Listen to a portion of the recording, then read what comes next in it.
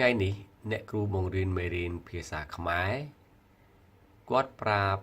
ឲ្យសិស្សទាំងអស់បើកសៀវភៅអានមេរៀន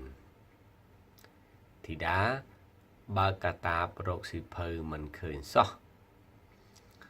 នាងងាកមើលឆ្វេងមើលស្ដាំរួចលុករាវចុះឡើង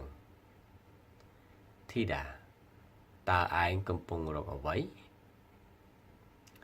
ខ្ញុំកំពុងរកសៀវភៅពុម្ពភាសាខ្មែរតើឯងទុកវានៅឯណាខ្ញុំទុកវានៅក្នុងកាតាបតើឯងមានឃើញវាទេខ្ញុំមិនឃើញវាទេឯងរកនឹកមើលតើឯងទុកវានៅឯណាធីតាខ្ញុំទុកវាលើទូនៅផ្ទះឯណោះខ្ញុំភ្លេចដាក់វាចូលក្នុងកាតាបម៉ានីបើអញ្ចឹងឯងមើលសៀវភៅជាមួយខ្ញុំទៅការរៀនពាក្យបាទអំណានពាក្យពុំអានថាពុំពន្យល់ពាក្យធ្វេសប្រហែសធ្លយប្រហែសរាវជ្រាវរកដោយដៃពុំរូបតំណាងសំណាកពាក្យន័យដូចនឹងពាក្យឲ្យជូនប្រគេនថ្វាយប្រទានពាក្យផ្ទុយភ្លេចផ្ទុយនឹងពាក្យចាំប្រហែសផ្ទុយនឹងពាក្យប្រយ័ត្នតើអ្នកគ្រូបង្រៀនមេរៀនអ្វី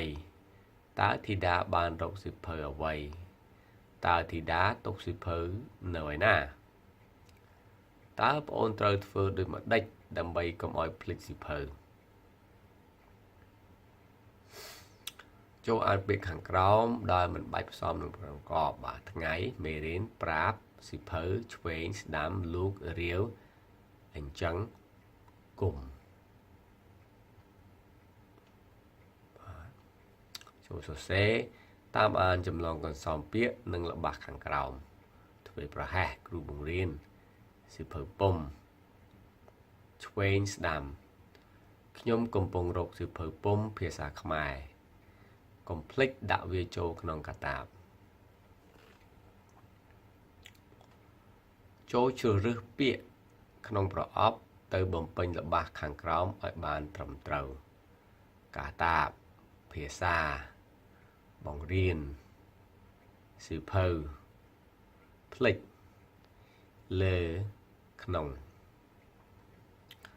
ថ្ងៃនេះអ្នកគ្រូប្លាប្លាមេរៀនខ្មែរបាទតើ